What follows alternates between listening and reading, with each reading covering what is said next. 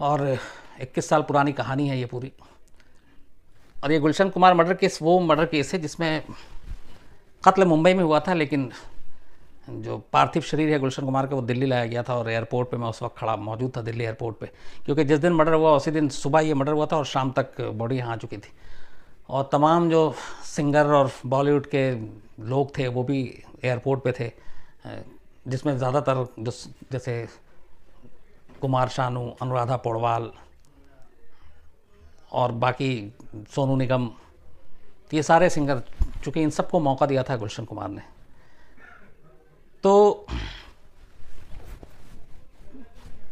असल में गुलशन कुमार की कहानी शुरू होती है दिल्ली से, और जहाँ से मैं इस वक्त बैठ के आपसे बात कर रहा हूँ ये नोएडा फिल्म सिटी है। इंडिया टुडे मीडिया प्लेक्स का दफ्तर है जहाँ पे आज तक और इंडिया टुडे सारे। यहाँ से अगर मैं गिनना शुरू करूँ तो मेरे बाएं साइड में चलूँगा मैं, तो करीब 500 कदम पे टी सीरीज़ का दफ्तर भी है और स्टूडियो भी है। और ये जो पूरा नोएडा फिल्म सिटी है, ये कहते हैं कि इसमें जो पहली बिल्डिंग बनी थी वो टी सीरीज़ की ही थी, super cassette industries Gulshan Kumar की। तब यहाँ जंगल हुआ करता था, लेकिन गुलशन कुमार ने यहाँ बहुत बड़े बड़े 2 स्टूडियो बनाए जिसमें आज भी शूटिंग होती है और बहुत सारी फिल्में बनती हैं, एक म्यूज़िक एल्बम बनता है। आखिरी फिल्म जो मुझे याद है वो मॉम की शूटिंग ही यहाँ पे शूटिंग हुई थी, जिसमें श्रीदेवी और नवाजुद्दीन भी यहाँ पे थे। तो ये जगह भी है कि गुलशन कुमार की तमाम यादें यहाँ पर हैं। गुलशन कुमार की कहानी असल में शुरू होती है 80s से। गुलशन कुमार के पिता की दरियागंज में पुरानी दिल्ली में एक जूस की दुकान हुआ करती थी। गोलचा सिनेमा एक बहुत फेमस है उसके बिल्कुल करीब। तो बचपन में गुलशन कुमार जूस की दुकान में बैठा करते थे। फिर धीरे धीरे उन्होंने एक बड़ी दुकान ली उनके पिता ने, और उसमें कैसेट और टेप बेचना शुरू किया। बेचने के साथ साथ रिपेयर का भी काम शुरू हो गया। तो वो टेप आते थे, कैसेट आते थे, और वो वाला जो तब गाना बजा करता था ग्रामोफोन टाइप, वो सारी चीज़ें थी। तो ये दुकान शुरू हुई, ठीक ठाक चलने लगी। तभी गुलशन कुमार को ख्याल आया कि क्यों ना वो कैसेट म्यूज़िक इंडस्ट्रीज़ में जाएं और कैसेट बनाएं। तो उस दुकान से ये आइडिया आया, और इसके बाद गुलशन कुमार लगे रहे कि कैसे सस्ता कैसेट बनाया जा सकता है। फिर धीरे धीरे धीरे नोएडा में ये स्टूडियो बनाया और कैसेट का बिज़नेस शुरू किया। बट शुरुआत जो की थी वो धार्मिक गाने से की थी। तो जो छोटे मोटे सिंगर हुआ करते थे जिनकी आवाज़ जो पूजा में या कहीं और इस तरह के फंक्शन में गाया करते थे, तो उनको लेकर वो गाना रिकॉर्ड करते धार्मिक, और वो फिर रिकॉर्ड करके बेचा जाता और बड़ा सस्ता। तो धीरे धीरे ये कैसेट पॉपुलर हुआ। इन्हीं सब सिंगर्स में से बहुत सारे सिंगर की आवाज़ लोगों को पसंद आने लगी, और वो पहले बहुत छोटे पैमाने पे था। जब पसंद आने लगी तो फिर गुलशन कुमार ने उनको मौका देना शुरू किया, और ये चलता रहा। धीरे धीरे कैसेट का भी चलता रहा धंधा।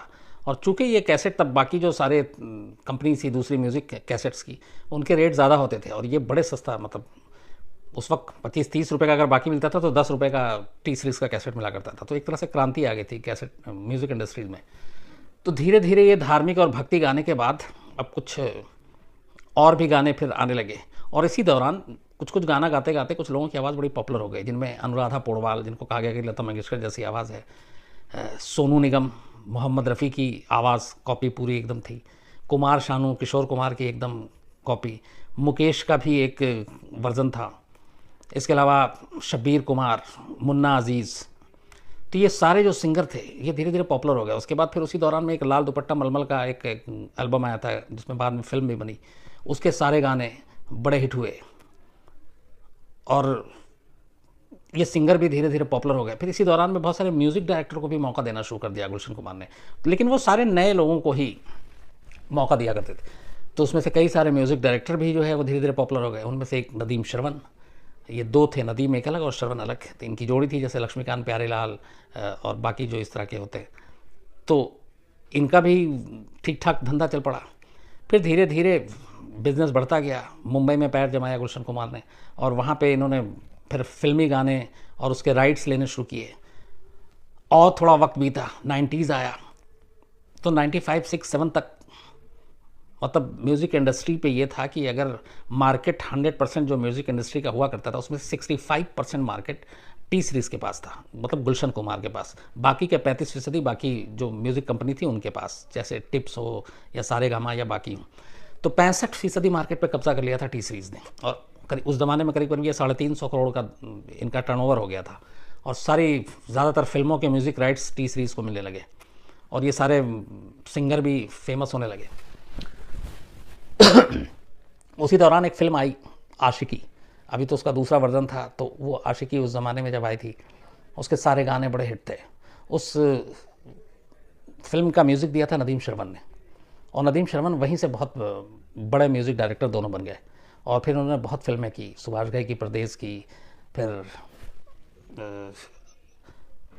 आपके संजय दत्त तो सलमान खान की जो फिल्म थी वो जिसके गाने बहुत हिट थे, मतलब दर्जनों कई, और फिल्म फेयर अवार्ड बहुत कई फिल्म फेयर अवार्ड में, साजन फिल्म थी जो संजय दत्त और सलमान खान की, माधुरी दीक्षित, वो तो धीरे धीरे ये म्यूज़िक डायरेक्टर का भी इनका दबदबा हो गया और ये चलता रहा। लेकिन फिर एक वक्त आया जब गुलशन कुमार और नदीम के बीच में थोड़ी सी कड़वाहट आ गई, और उसकी वजह थी एक नदीम श्रवण ने एक एल्बम बनाया दोनों म्यूज़िक डायरेक्टर ने मिलकर, उसका नाम था हाय ज़िंदगी, और इसमें 2-3 गाने खुद नदीम ने गाए थे, लेकिन नदीम की आवाज़ अच्छी नहीं थी, म्यूज़िक डायरेक्टर बेशक अच्छा था, लेकिन ज़रूरी नहीं कि आप हर चीज़ में कामयाब हो।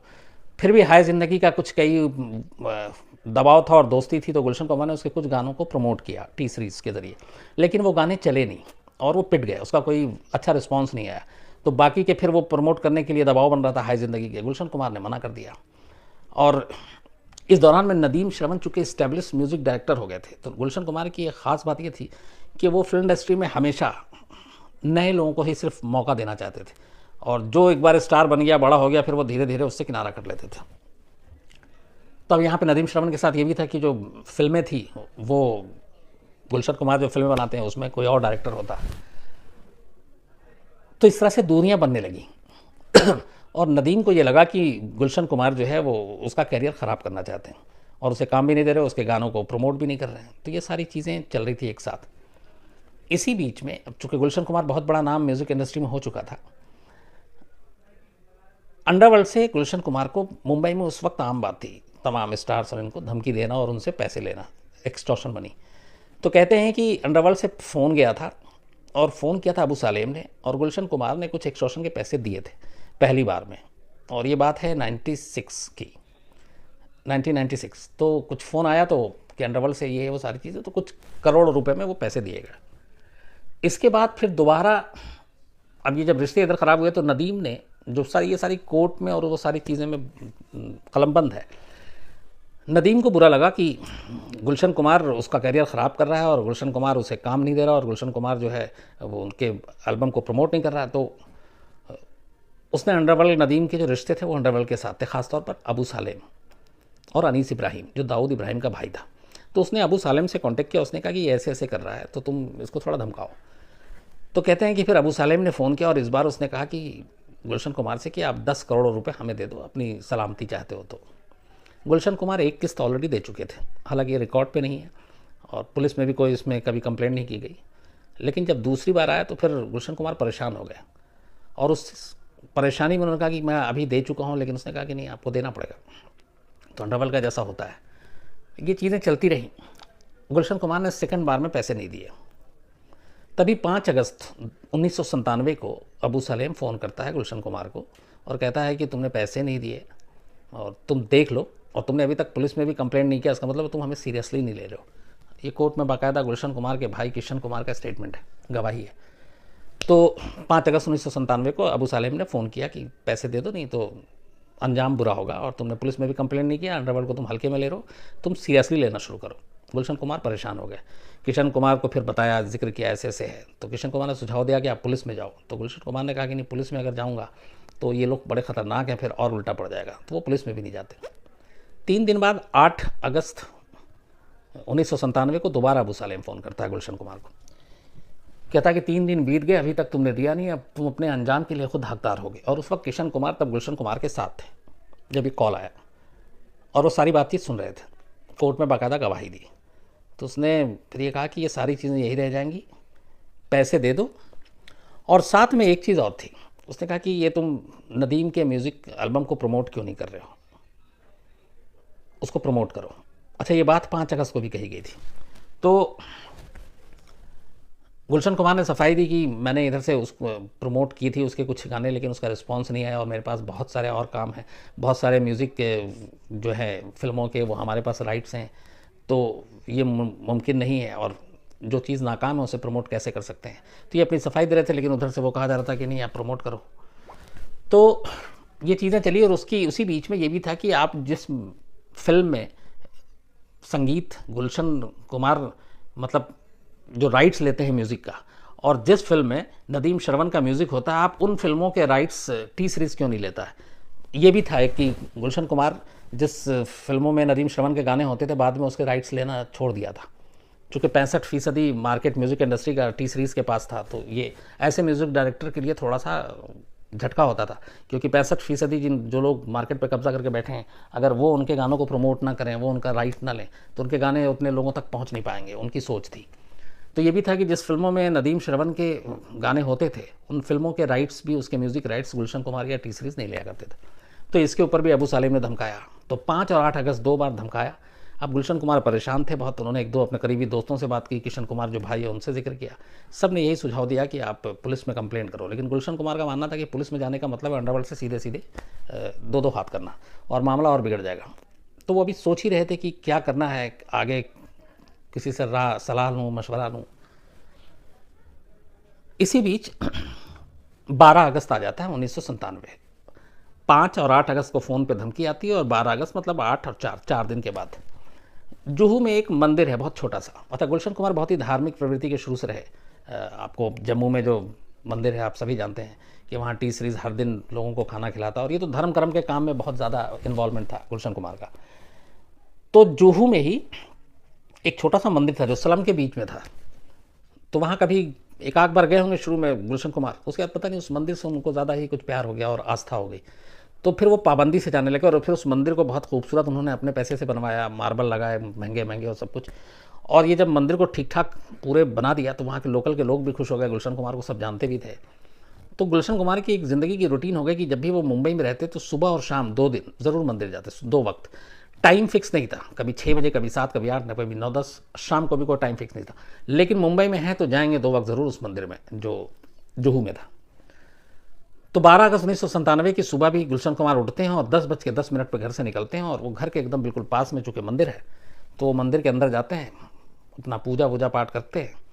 वहाँ से 10:40 पे मंदिर के जैसे ही बाहर आते हैं, ड्राइवर उनका गाड़ी खड़ी हुई थी मंदिर के साइड में, तो वो गाड़ी की तरफ जैसे ही बढ़ते हैं तभी वहाँ पे 3 लोग खड़े होते हैं। एक उसमें बहुत लंबे बाल वाला था और गुलशन कुमार को जैसे ही वो देखता है तो जो वहाँ के लोकल लोग हैं उनका एक बयान है, जो खड़े हुए थे चूँकि स्लम एरिया था, सब कुछ पास पास में था।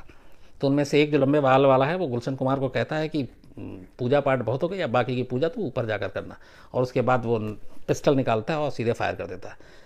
पहली गोली सर में लगती है गुलशन कुमार को, गुलशन कुमार गिरते हैं। फिर भी बचने के लिए थोड़ा सा किनारे तरफ जाने की कोशिश करते हैं, तब तक 2 लोग और सामने से आ जाते हैं और उसके बाद ये तीनों मिलकर एक साथ गुलशन कुमार के ऊपर गोलियां चलाना शुरू कर देते हैं। ड्राइवर जब तक आता है तब तक 16 गोली गुलशन कुमार को लग चुकी थी।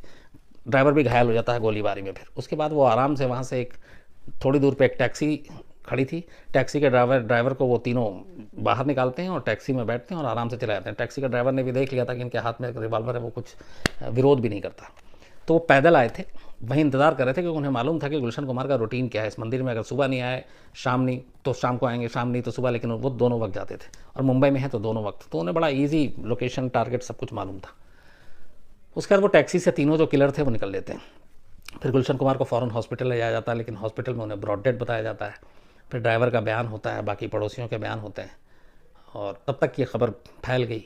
गुलशन कुमार चूँकि एक म्यूज़िक किंग, जिन्होंने म्यूज़िक इंडस्ट्री में क्रांति लाई थी इतना सस्ता टेप और कैसेट बेचकर, तो ये बात हर तरफ फैलती है। फिर तब मुंडे थे महाराष्ट्र के होम मिनिस्टर, वो भी बयान देते हैं कि हमें कभी बताया ही नहीं गुलशन कुमार ने कि उन्हें अंडरवर्ल्ड से थ्रेट था, जबकि वो दान वान ये सारी चीज़ें करते रहते थे, लेकिन कभी शेयर नहीं किया, तो शायद डर की वजह से। खैर इसके बाद शाम होते होते गुलशन कुमार की जो पार्थिव शरीर है, जो बॉडी है, उसको दिल्ली लाया जाता है और सारे मुंबई से उनके जितने भी म्यूज़िक इंडस्ट्री के दोस्त थे वो सारे यहाँ पहुँचते हैं। कुमार शानू हों, सोनू निगम हों, अनुराधा पौडवाल हों, आपके शब्बीर हों, मुन्ना अजीज़ हों, तो उसके बाद यहाँ दिल्ली में ही उनका अंतिम संस्कार होता है और फिर पुलिस जांच शुरू कर देती है। अब यहाँ पे ये था कि इन सारे लोगों में से मिसिंग जो था वो नदीम था, और नदीम को खड़ा करने वाले गुलशन कुमार, नदीम श्रवण बनाने वाले गुलशन कुमार। तो शुरू में ये चर्चाएं तो थी, और चूँकि किशन कुमार, अब जो गुलशन कुमार के भाई हैं, उनसे उन्होंने 2, 5 और 8 अगस्त के कॉल का जिक्र किया था, तो इसलिए कहीं ना कहीं वो नदीम की भी बात आ रही थी। तो ये सारी चीज़ें चल रही थी। उसके बाद पुलिस जो है फिर छानबीन करती है, और इन्वेस्टिगेशन के बाद ये बात है 16 अगस्त की, जब जावेद और रफ़ीक नाम के 2 अंडरवर्ल्ड के लोगों को पकड़ती है। दोनों सालेम के गैंग के थे, अबू सालेम के। तो इन दोनों को पकड़ के जब पूछताछ करती है तो दोनों फिर पूरी कहानी सुनाते हैं। और जो पूरी कहानी थी वो ये थी कि मई के महीने में, मई 1997, दुबई में अनीस इब्राहिम, जो दाऊद इब्राहिम का भाई है छोटा, उसके दफ्तर में एक मीटिंग होती है। उसमें अनीस इब्राहिम था, अबू सालेम था और एक कयूम नाम का गैंगस्टर था जो अबू सालेम का खास था। और ये तीनों मीटिंग करके कहते हैं कि ये इसने पहला किस्त तो दे दिया, लेकिन दूसरा किस्त नहीं दे रहा है, डरता भी नहीं है, और नदीम श्रवण के नदीम को जो प्रमोट करने के लिए कहा वो भी हमारी बात नहीं मान रहा है, उसके फिल्मों के राइट्स भी नहीं ले रहा है, तो इसे मैसेज देना चाहिए। तो कहते हैं कि मई में जो दुबई में मीटिंग हुई, उसी में ये प्लान किया गया कि गुलशन कुमार का मर्डर करना है। इसके लिए 3 किलर को हायर किया गया, और उसके बाद इन तीनों ने जाकर उसी जगह पे ये मर्डर किया। बाद में करीब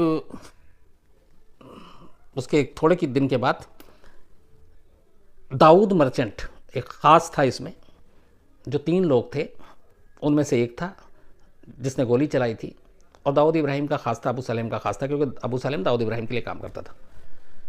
तो उसको पुलिस पकड़ती है। दाऊद मर्चेंट को जब पकड़ती है पुलिस, तो फिर वो उससे सारी कहानी सुनती है। तो उसकी कहानी भी सारी यही होती कि मई में ये प्लानिंग हुई थी, अबू सलेम ने ये कहा था। उसके बाद उसकी गिरफ्तारी के बाद जो बाकी 2 और शूटर थे उनको भी पुलिस पकड़ती है। जब उनको पकड़ती है तो पता चला कि गुलशन कुमार को मारने के बाद इन सुपारी किलर को 25 लाख रुपए टिप्स म्यूज़िक इंडस्ट्रीज़ के जो मालिक हैं रमेश तुरानी, उन्होंने दिए। रमेश तुरानी बहुत बड़ा नाम, तब अभी लास्ट फिल्म कौन से प्रोड्यूस की, अभी जो सलमान खान की एक फिल्म आई थी रेस 3 शायद, उसके प्रोड्यूसर हैं वो। तो वो पुख्ता सबूत आया कि इसमें रमेश तुरानी का भी हाथ है। फिर ये भी हुआ कि दोनों म्यूज़िक इंडस्ट्री से जुड़े हुए हैं, वो टी सीरीज़ या टिप्स राइवलरी भी हो सकती है। तो रमेश तुरानी को भी मुंबई पुलिस ने गिरफ्तार कर लिया, और गिरफ्तार करने के बाद उन्हें भी कत्ल की साजिश में शामिल किया। इसके अलावा कुल टोटल ये 3 शूटर और आपके तुरानी, इन सबको मिलाकर 19 अलग अलग लोगों को मुंबई पुलिस ने गिरफ्तार किया। और इसके बाद इन पे मुकदमा चला। मुकदमा चलने के बाद 2001 में जो दाऊद मर्चेंट है, उसका निकनेम अब्दुल रऊफ भी है, इसको सेशन कोर्ट ने उम्र कैद की सज़ा सुनाई। उनका कहा कि इसको फांसी इसलिए नहीं दे रहे क्योंकि इसने किसी और के कहने पे किया, लेकिन बाकी पुलिस पुख्ता तौर पे कड़ियाँ नहीं जोड़ पाई। लेकिन सबसे बड़ा जो सेटबैक था वो ये था कि बाकी के 18, जिसमें रमेश तुरानी भी थे, इन सबको कोर्ट ने बरी कर दिया, तो सिर्फ एक को सज़ा हुई। अब जो मेन नदीम और अबू सालेम का की, नदीम का शामिल था और अबू सालेम, तो नदीम, इधर गुलशन कुमार का मर्डर होता है अगस्त में, और उसके बाद उसकी वाइफ तब प्रेग्नेंट थी नदीम की, और वो लंदन में थी। और उसी महीने एक फिल्म फेयर अवार्ड था हैदराबाद में, जिसमें नदीम को होना था, कुछ अवार्ड मिलना था, लेकिन वो उस फिल्म फेयर अवार्ड में भी नहीं जाता। और गुलशन कुमार के मर्डर के फ़ौरन बाद वो इंडिया छोड़ के यूके चला जाता है, लंदन, जहाँ उसकी ऑलरेडी बीवी प्रेग्नेंट जो थी, वो इसका इलाज चल रहा था। तो मुंबई पुलिस का ये था कि वो लंदन, चूँकि यहाँ पे सारा सेटअप था, पार्टनर जोड़ी जो है श्रवण भी यहीं, घर भी यहीं, ऑफिस भी यहीं, तो मुंबई पुलिस ने बयान भी दिया था उस वक्त कि वो लौट आएगा और इन्वेस्टिगेशन में शामिल होगा और सपोर्ट करेगा। लेकिन बस वो इंतज़ार ही रहा। वो 97 से लेके आज 2018 हो गया, नदीम नहीं आया। लेकिन नदीम को ब्रिटेन से लाने के लिए कई बार हमने प्रत्यर्पण संधि के तहत सारी चीज़ें की, लेकिन वहाँ के 2-3 अलग अलग कोर्ट ने ये कहा कि ये सफिशिएंट एविडेंस है ही नहीं जिसकी वजह से हम नदीम को यहाँ भेजें। और बाद में नदीम ने फिर ब्रिटिश सिटीजनशिप भी ले ली, और कोर्ट ने उसको इंडिया को सौंपने से मना कर दिया। उसने कहा कि पुख्ता सबूत नहीं है। उसके बाद कहते हैं कि अब अभी हाल में नदीम जो है, फिर उसने अपना दुबई में परफ्यूम का बिज़नेस शुरू कर लिया है, और वो गल्फ़ में रहता है, दुबई में रहता है, लेकिन वो ब्रिटिश सिटीज़न है, अब वहाँ की उसने नागरिकता ले रखी है। तो नदीम के ख़िलाफ़ जितने भी मामले थे वो उसमें अभी तक हिंदुस्तान में उसको ला के उस अदालत के सामने पेश नहीं किया जा सका है। दूसरा जो इम्पोर्टेंट बचता अबू सालेम, जिसके बारे में कहते हैं कि उसी ने धमकी दी थी, उसने सब कुछ किया था, उसके साथ विडंबना ये देखिए कि चार्जशीट में नाम है, लेकिन आज तक अबू सलेम पे मुकदमा नहीं चला गुलशन कुमार के मर्डर। उसकी वजह यह है कि 2005 में जब पुर्तगाल से अबू सलेम को हिंदुस्तान लाया गया, तो जो प्रत्यर्पण थी, जो संधि थी, जो समझौता था हमारा पुर्तगाल सरकार के साथ, उसमें यह था कि इस पर सिर्फ ये मुकदमा चलेंगे, उसमें कहीं भी गुलशन कुमार मर्डर केस का जिक्र ही नहीं था। तो जो हमने वहाँ लिख के दिया है, जैसे 93 का दिया था कि 93 में वांटेड है, उसी के बलबूते पे हम अबू सलेम को यहाँ लेकर आए हैं, तो उसमें गुलशन कुमार मर्डर केस का जिक्र नहीं था, और ये था कि आप सिर्फ यही मुकदमा चलाएंगे और जो भी लिखा था। तो इसी वजह से आज भी गुलशन कुमार मर्डर केस में अबू सलेम को एक तरह से ये दिखाया गया है कि वो मतलब गायब है, हाजिर नहीं हुआ। क्यों? क्योंकि आप उस पर मुकदमा नहीं चला सकते, और इसीलिए उस मामले में कोई सज़ा नहीं हुई। सज़ा सिर्फ एक को ही, दाऊद मर्चेंट एलियस अब्दुल रऊफ़ को उम्र कैद की सज़ा हुई। उसके बाद उसको भी 2012 में पेरोल मिला, वो पेरोल से भाग गया। फिर वो बांग्लादेश बॉर्डर के पास बीएसएफ ने उसको पकड़ा, तो खैर अब वो पकड़ा गया है। लेकिन विडंबना ये है कि अभी तक इस मामले में ना नदीम को सज़ा हुई, जो मेन मास्टरमाइंड है, और ना अबू सालेम को। और कहते हैं, और उसके अलावा भी कई ऐसे ऑडियो और ये सारी चीज़ें हम लोगों ने भी स्टोरी की थी कि लंदन में रहते हुए प्रोटेक्शन जो दिया है नदीम को, वो दाऊद इब्राहिम ने खुद दिया है। और कई ऐसे हाल में ऑडियो भी आए थे जिसमें ये था कि उसको कुछ होना नहीं चाहिए। तो नदीम के ऊपर दाऊद इब्राहिम का हाथ है, और वही उसको प्रोटेक्शन देती है डी कंपनी, और अब उसका बिज़नेस दुबई में है परफ्यूम का। श्रवण के बारे में भी पुलिस ने उस वक्त तमाम इन्वेस्टिगेशन की, मुंबई पुलिस ने, जब ये मर्डर के बाद, क्योंकि ये था कि राइवलरी है, म्यूज़िक इंडस्ट्री से जुड़ा हुआ है और दोनों पार्टनर हैं, तो इसमें इसका भी कोई रोल हो सकता है। लेकिन तमाम चीज़ें जब इन्वेस्टिगेशन हुई तो श्रवण बेदाग निकले और उनके खिलाफ कोई सबूत नहीं था, और इसीलिए कहीं उनका नाम नहीं आया। लेकिन एक और इसमें फैक्ट ये भी है कि जब नदीम वहाँ लंदन भाग गया, उसके बाद भी कुछ फिल्मों के लिए यहाँ से बैठ के श्रवण ने ट्यूनिंग की, और दोनों ने नेट के थ्रू और उसके म्यूज़िक कंपोज किए फिल्मों के लिए, और वो फिल्में आईं। मुझे इस वक्त नाम याद नहीं आ रहा, लेकिन वो आईं। तो ये सिलसिला चलता रहा, लेकिन श्रवण ने फिर बाद में बयान दिया कि उसे यकीन नहीं है उन्हें कि ऐसा हो सकता है। लेकिन फैक्ट यही है कि फिल्म इंडस्ट्री में शोहरत पाने के लिए, तरक्की पाने के लिए ऐसे बहुत सारे क्राइम हुए हैं, और ये उसकी एक मिसाल है। और गुलशन कुमार की मर्डर को लेकर इसलिए भी ज़्यादा अफसोस की बात होती है कि गुलशन कुमार की एक छवि जो थी एक बहुत ही अलग तरह की थी, एक धार्मिक प्रवृत्ति का इंसान, और जिसने म्यूज़िक इंडस्ट्री में एक क्रांति, एक इनकलाब ला दिया, जिसने इतने सस्ते कैसेट लाए कि गरीब के हाथों तक भी पहुंचा वो, और तमाम नए सिंगर्स को जो मौका दिया। आज हम लोग जिनको सुनते हैं सारे, एक सिंगर का मैं उनका सबसे फ़ैन भी हूँ, नाम इस वक्त देखिए इत्तेफाक से नहीं आ रहा, जिन्होंने ये गाना गाया था, आया अजनबी तू भी कभी, क्या नाम है, आदित्य, जो जिनका बेटा है, उदित नारायण, माफ़ कीजिएगा, बहुत देर से सोचता था। तो लाल दुपट्टा मलमल का जब गुलशन कुमार की बॉल, तो उसमें उदित नारायण, अनुराधा पौडवाल, सोनू निगम, कुमार शानू, आशिकी ने कुमार शानू को कहाँ से कहाँ पहुँचा दिया। देन आपके शब्बीर कुमार मोहम्मद रफ़ी की आवाज़ में, मुन्ना अज़ीज़, जिसको मोहम्मद अज़ीज़ भी कहते हैं, मोहम्मद रफ़ी की आवाज़ में, ये सारे एक से एक सिंगर जो देन है वो टी सीरीज़ सुपर कैसेट की देन है, गुलशन कुमार की देन है।